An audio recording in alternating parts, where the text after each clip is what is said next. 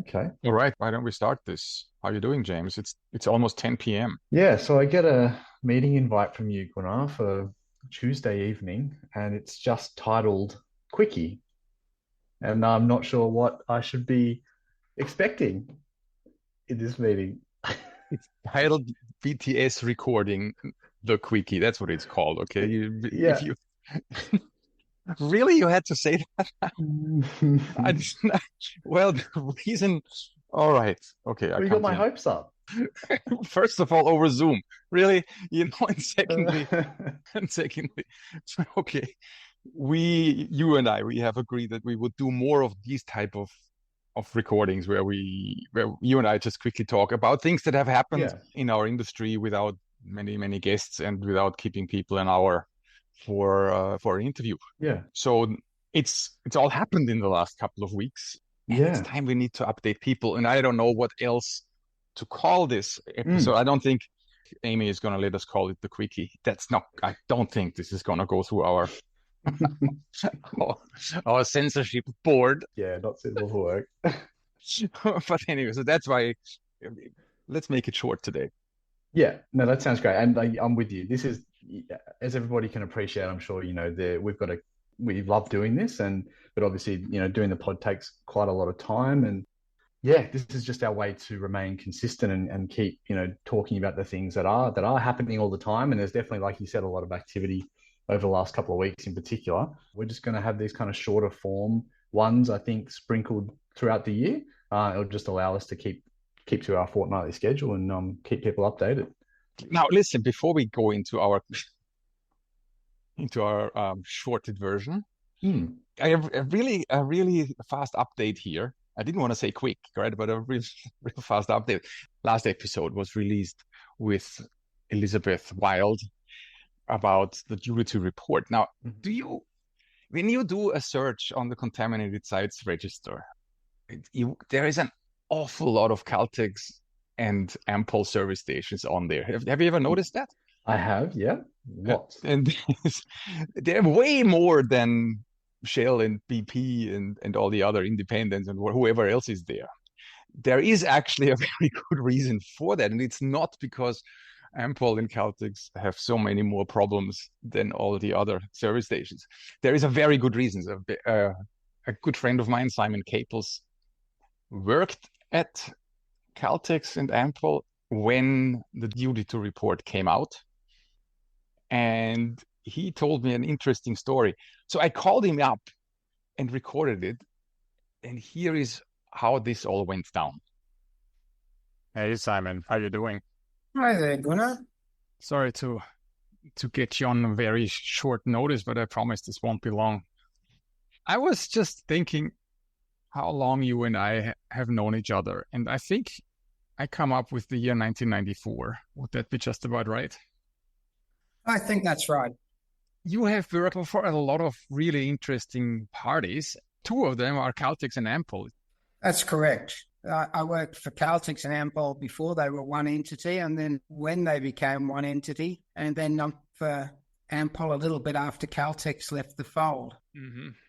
What year was that approximately? I started doing stuff with the new Caltex company, which was Ampol when it merged in 1996.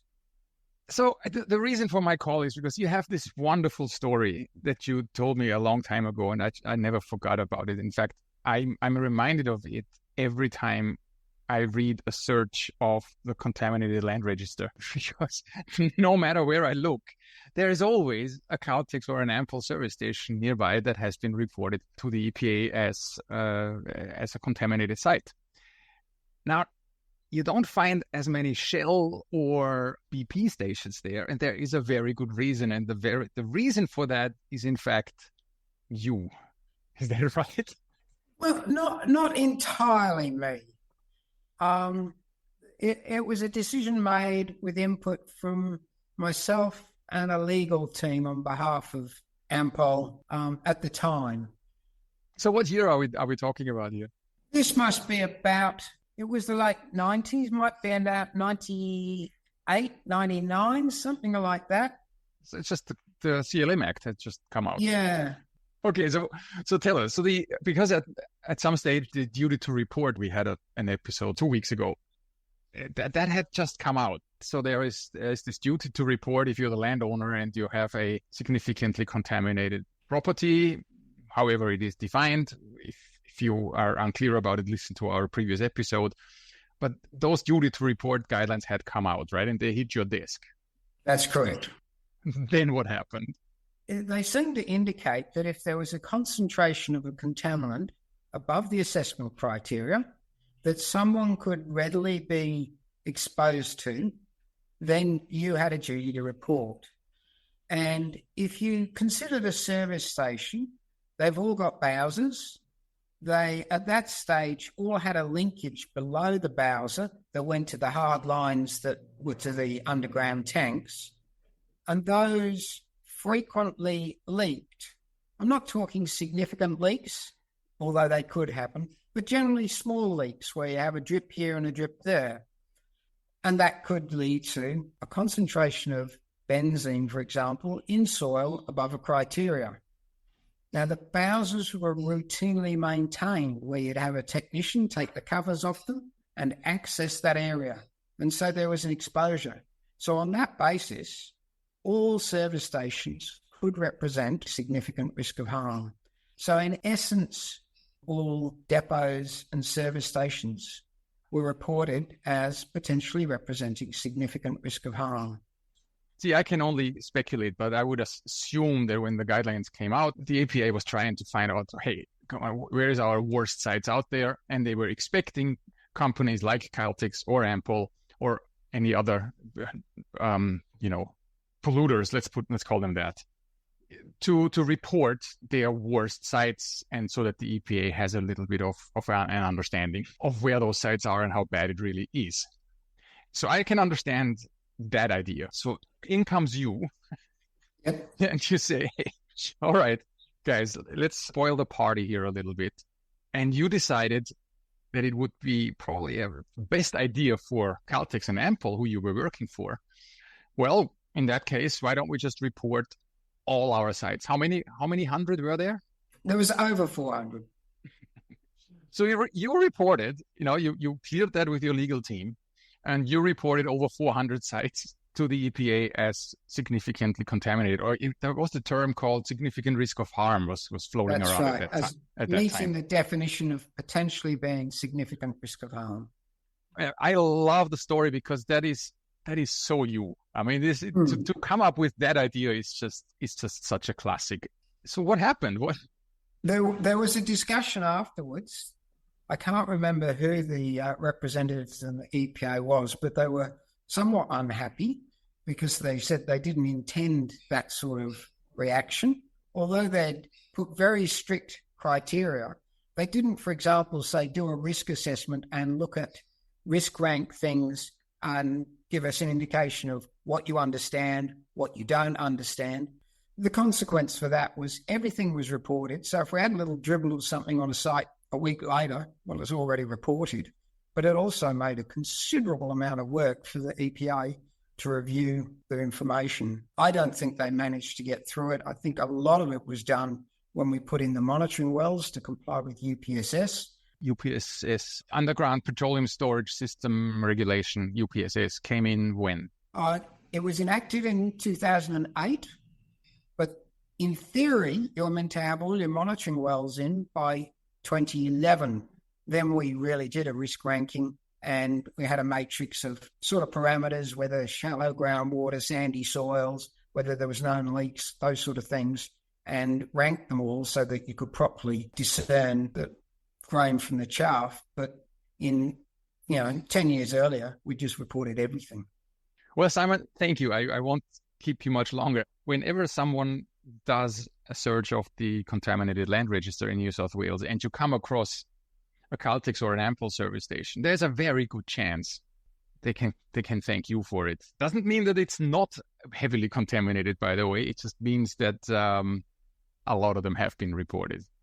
All right. Well, thank you. Much appreciated. It's good to talk to you again. And thanks for your time. Nice to see you again, Gunnar. See ya. Bye. So, James, What do you say now? It's unbelievable, isn't it? And I think that's going to be so interesting to so many people. And I had no idea that that's what happened, but it kind of makes sense, right? It goes to that point we were talking about in the other episode, which is that particularly when these things come in the first place, people are trying to figure them out. Yes. The risk reduction approach would be to notify everything and let the EPA sort it out. Yeah, it's you don't know Simon. I know him very well. We've worked together a lot. Yeah. But this is so him. But it's also such a brilliant, when something gets released and it's not 100% thought through, the other parties will work a way around it. And I thought people are gonna get a kick out of this story. So there it is. Yeah. Number 2, wow, that's all I can say. The EIANZ has slapped someone on the wrist. Yeah. And not a little bit, I see. So in comes 2 weeks ago, approximately, in comes this email where the EINZ says they recently undertook disciplinary action against a certified practitioner found to have committed breaches of the EINZ Code of Ethics and Professional Conduct. Now, we've had an episode called The Honest Truth, where we quite in detail dissected the EINZ Code of Ethics. Yeah. And for anybody, I'll link to that episode. And now, obviously, somebody was found in breach of it. So here we go. Have you got it up? It's in our show notes. I do. It is big news. And it sort of surprised me as well when I saw it, because I don't recall this happening before. I might be wrong. Maybe the EINZ has taken this level of disciplinary action in the past, but I certainly can't recall anything recent. See, I don't know if the disciplinary action has happened before, but I can definitely say that I have not recalled, or I can't recall them telling everybody about it. No, it's certainly been publicized more, and the punishment, I guess, that's been applied here, like again, seems to be, I think, is on the more substantial end. Yeah, maybe they the POEO Act penalties have been doubled. So the EPA now has given themselves the name and shame right. So maybe the EIN doesn't want to limp behind. Hey, we can do that too. Well, that's it. And look, and they've withheld the person's name. That's right. They have not named, which is probably fair. And I mean, these things are always hard, aren't they? When you don't know the full extent of what actually happened, it's hard to know whether the punishment that's been handed down is proportionate to what was done. Yeah, I don't know. I have no idea. So here is what happened. The person, he or she, so that one person was said to have committed 5 breaches of Clause 2A, which requires a practitioner to avoid misrepresentation. And 1 breach of Clause 4A, which is to provide services at an appropriate standard. So this is what the breaches were. It goes on to say that the breaches included repeated instances where statements were made in a report that were not supported by the data provided, and that this could have been avoided with more rigorous checking and proofing of documents. So it's a pretty interesting situation that, I guess, conclusions have been made which weren't supported by the information there, and a client perhaps, or maybe an authority who's received these reports has taken issue with that and has made a complaint to the EIANZ. It's interesting. Maybe actually we will interview someone from the EIANZ here. I think we definitely need to. Yeah, definitely. Not only because of that, but when we spoke about their code of ethics, we had so many questions that came up. Yeah, it's really, we need to get someone on. Yeah, it's gonna be interesting to hear how did this come about? Did someone actually tell on that person, or I don't know. But look, something, in the eyes of the EINZ was not right. So they suspended. Here's what the disciplinary actions were. The certification got suspended for a period of 2 years. Got formally reprimanded, and that'll hurt, and counseling the practitioner to put systems in place to avoid future breaches, and ordering the practitioner to attend an additional 24 instructional hours of continued professional development relating to ethics, good governance, and professional standards. Okay. 24 hours, that's a lot. That is a lot of EINZ talks. It's a lot of alga Yeah, talks or lots of seminars. So for sure. there you have it. And So somebody got told off. yeah, pretty substantially too. I mean, the suspension for 2 years is nothing to be sneezed at. Like that's a pretty significant thing, I think, and like particularly, we don't know where this person worked. Particularly, say if they were in a small firm, which may have been the case, if it was an issue of not having systems and that sort of thing, that certification may have been essential for them to practice in some cases. So obviously the EINZ has to demonstrate that it is taking action where it's appropriate to maintain trust in the scheme. I have no major problem with it. I would like to know more about it. By the way, did any of your friends, or quote unquote friends, did they email you and ask you whether this was you? No, I'm a good boy, Gunnar. I'm a good boy. Okay, fair enough. Yeah. How about you? Yeah, I had a couple of emails coming like it's got to be you. You got the bad boy of the industry reputation. No, I don't. Gosh, I strenuously deny that. That's such a vicious accusation. No, but my lots of my friends thought, not lots of them, but a handful of them. One of them, your general manager, if I may add so. Reese immediately, hey, was that you? Just some gentle ribbing. Yes. So talking about getting your wrist slapped, really quick now, I am currently involved in a site in the inner west, and a client has discharged excavation water into the stormwater system without permission, and got told on by a neighbor. Council shows up and issues a $30,000 fine. Yes. Now, all right. That's a big old slap on the wrist. That's a big slap on the wrist. Yes. Yeah. Two things to say here. Do you remember when we had the episode called The Power Grab? I do. When we talked with Darren Bick about the new POEO Act penalties that got doubled. Yes. And also in the announcement from the EPA, the EPA said, well, not to worry because we're going to use them sparingly and responsibly. Yeah. Okay. So that was, of course, the EPA saying that. Yeah. This fine was issued by a council. Yeah. And I'm thinking, they didn't get the memo about sparingly and responsibly. Like, I don't know enough detail whether it was responsible or sparingly, but it would have had to be a massive breach if you issue the maximum penalty.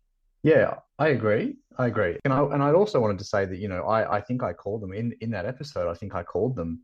So we're talking about penalty notices here. I think I called them on the spot fines, and I was actually pulled up by an EPA officer who said, they're not on the spot, and we have a procedural fairness process that we go through and all that sort of thing, which I totally accept. That's the EPA's process, and I commend the EPA for that. But again, like you said, we can't forget that authorized officers under the POEO Act is not just the EPA. It also includes council officers, and I think it actually includes even other regulatory officers as well. They're not coming to mind for me right now, but certainly councils. So councils have the ability to issue penalty notices under POEO, and it used to be a maximum of 15 grand, and now it's a maximum of 30 grand, and they've hit this contractor with 30 Ks. Yeah. I mean, that's an awful lot of power for someone to have. And I wonder how much training do these people have? It's a good question.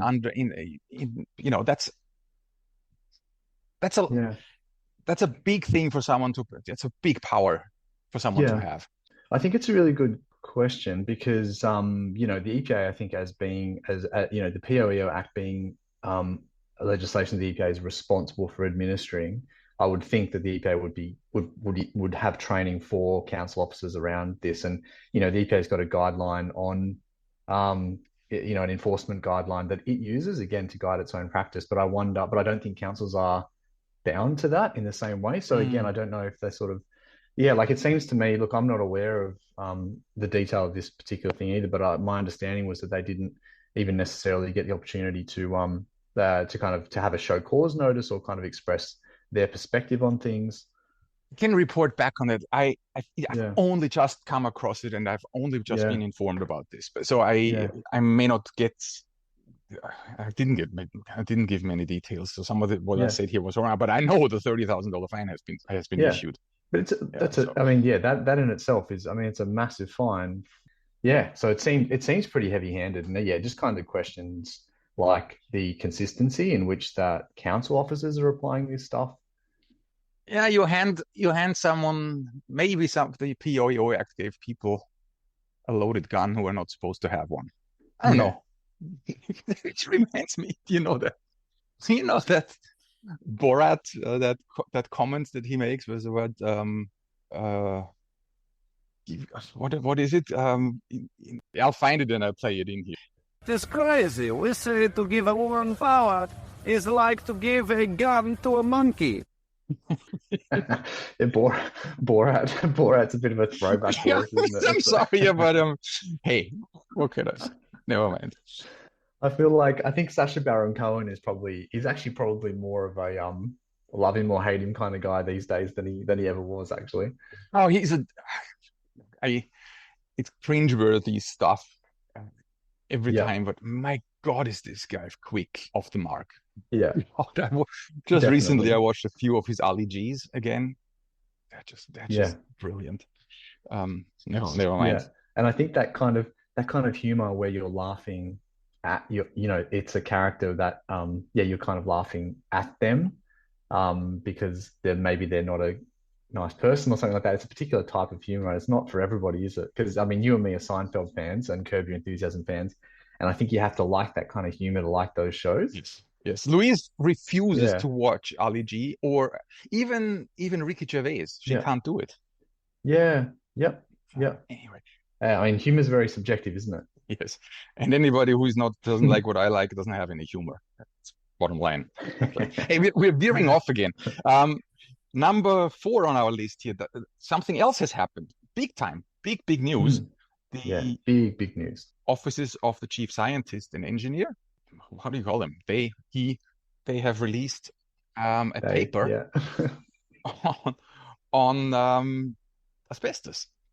And that Asbestos in recovered yes, materials. and that is of course way not only overdue, but that was quite something that paper has been released. Now, in itself, it doesn't mean much yet. Norton Rose Fulbright, so Sarah Mansfield from Norton Rose Fulbright wrote an excellent article. I'll link to it in the show notes. She really did a fantastic summary of that 100-page document.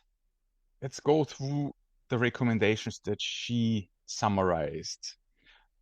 I know you're not on LinkedIn, mate, so you missed out on all the theatrics. But far out, it was like Christmas Day on LinkedIn for all the all the enviro nerds like us. Everybody is talking about this thing when it came out, where everyone was waiting by the phone for it to ring and say, "Oh, the chief scientist report's out." Everyone was so excited. Yeah. And did everybody comment how good they are and how much they know about this already? Is that what happened? Yeah, that's of course that's right. Everyone flexing their knowledge. Yep. Yeah. That's what we're doing now, right? Yeah. No, I'm just reading. Exactly. I'm just reading what Sarah had to say. By the way, we booked Sarah for an interview already. Definitely. Yeah. So here are the recommendations of the offices of the chief scientist. So the first one to say, it's not even a recommendation, but the offices is critical of the zero tolerance approach, and it considers that asbestos risk is not, here we go, adequately captured by the concept of zero tolerance. Like, yeah, really? No shit. But like, preaching about this all the time, the zero tolerance. This is so nicely worded in that paper, but ultimately it's like, whoever has listened to us talking about it, in fact, that nonsense about asbestos in waste and the zero tolerance is the reason why we started this podcast. Pretty much a year ago, we had Mulchgate in Sydney. I think God, that has blown over. pun intended, that zero tolerance approach is, if you ask me, just not, what do they say, not adequately captures the concept of zero. This is nonsense that needs to go as soon as possible. And it's impossible, like you've said before. It is impossible to comply with. Yes. Zero is impossible to measure, and it is impossible to comply with. That's right. So strictly speaking, not only strictly speaking, but every time I sign a waste classification report and it's not classified as asbestos waste, I'm breaking the law. That's just not right. Yeah. That is not right. Yeah, that's it. And so and so they're very clear on that. So the chief scientist considers that the current regulation of asbestos in waste needs to change. That's also a quote from there. So good. Yeah, pretty finally clear. Now this could be the beginning of the end of this nonsense. I hope it is. I hope, I don't know, we need to talk again to a lawyer. How can we get this fixed in the POEO Act? But this is very good. This is a very good start here. The next one is the offices of the chief scientist and engineer recommends that the EPA improves existing and develops new guidelines for implementing the proposed concentration threshold. Yeah. So they propose that the threshold for asbestos in recovered materials is aligned with the detection limit for the laboratory methods, which I think also makes sense. Well, okay. Kind of. If that's my simple description, I guess. Something that I learned out of this was that AS 4964, the Australian standard 4964, which is the standard for testing asbestos in soils, has been superseded with AS 5370. I did not know that. That I had heard rumors that was in the making, but I didn't know that has already happened. Yeah. The new standard 5370 has superseded the old one, 4964. Both of them supposedly have a detection, not a reporting limit. They have a detection limit of 0.001%, although they have a reporting limit 10 times higher. Difference between reporting limit and detection limit. Reporting limit is the one that you can reliably report, while detection limit is the one that you can, under ideal circumstances in laboratory conditions, you can get down that low. So the problem, of course, that I have immediately here is when the offices of the chief scientist recommend that you are allowed to have 0.001% of asbestos in waste, which is below the reporting limit of the method deployed. Yeah. Science goes out the window. Linda Anthorpe is coming on board. She was on the committee that came up with AS 5370, and she will tell us everything about this. Yeah, we're going to do a deep dive into the methods and just understand that fully, because it's a very complex topic. Next one, also a good one, a good recommendation, that the New South Wales government develop national competency-based training. And I have here next to this, I have, yes, please. We remember when we had Pirino Otnes on, and we spoke about how I find it extremely difficult to become and to stay and to be competent in the assessment of asbestos in soil. It's such a tough subject. And there is no real training course that you can do. There is only stuff that you can, pull seminars together from here and there and read standards and read the safe work procedures. Yeah. And she was saying, hey, put something together, and she's all for it. And I thought, somebody should do that. Of course, somebody else but me, right? But really, now the offices of the chief scientist, or the office of the chief scientist, recommends a national competency-based training program is developed. And yes, please. Yes, please. It is so badly needed. Excellent. Definitely. Yeah. And there was a final point here. I think that one of the last recommendations Sarah mentions in the article was that the chief scientist recommended funding and grants for innovation, again, which this was a part of the paper that I think was not touched on as much, because all the attention was really on the zero tolerance comments and the threshold. But there was a large part of the paper that talked about technology and new ways of detecting asbestos and kind of the need to foster innovation for various technologies that increase the speed of detection and reliability of detection and real-time measurement and all this sort of stuff. So that was really interesting as well. And hopefully there's some good work that comes out of that.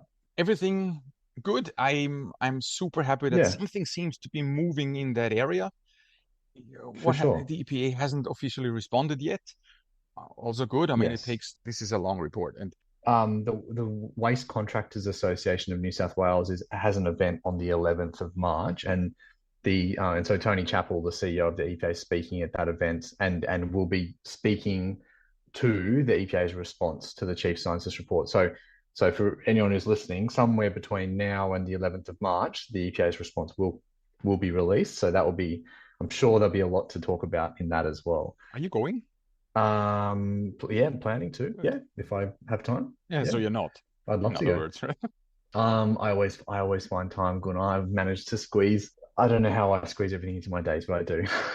Well, you don't. It's 10 p.m. Okay. Well, that's true. Look, so the EPA hasn't responded yet. And what does it mean? Again, excellent article, Sarah Mansfield. Really, I linked to it. What does it mean for the construction remediation industry and waste industry? So at the moment, it doesn't mean anything because nothing has changed. Nothing yet. But we can only hope that this is the beginning of change that is badly needed. Yes. Yep. It's the biggest step forward and the biggest step in that direction from an independent, trusted source that we've had in a long, long time. Yes, absolutely. Yeah. And this ends our I'm not gonna say it again. Go on, Gunnar. Our fast track episode. The fast track. Well, that was good. We kept almost to time. James, it's been a pleasure. Thank you. It's very hard to get you. Beautiful. But, thanks for doing that. I'll let you go to bed or whatever else you're up to. But my day is coming to an end. Talk to you. Good on you, Bye. Gunnar. See ya. Have a good night.